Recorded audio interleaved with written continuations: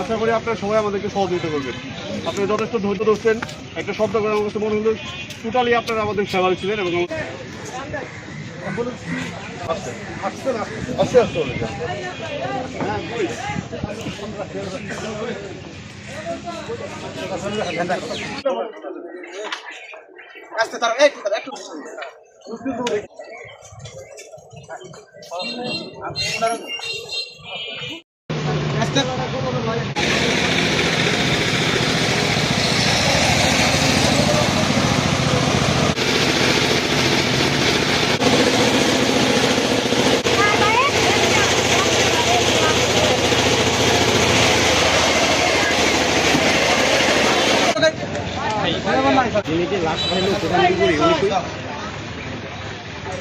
সামনে আছে সামনে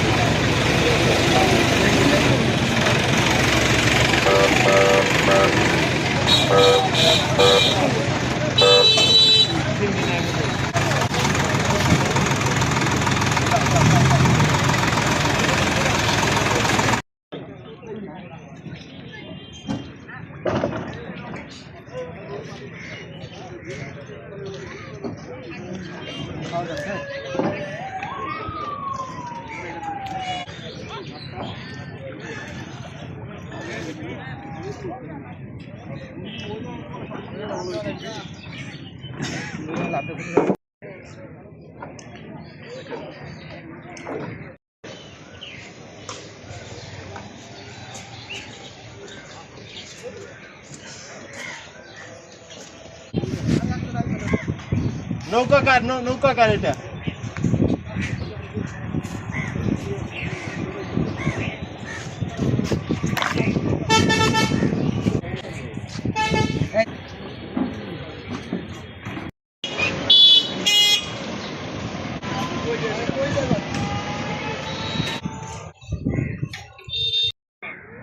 গাজীপুর জেলায় আলোচিত 5 খুন মামলার আসামি পদ্মা সেতুর উপর থেকে পদ্মা নদীতে লাফ দেয়।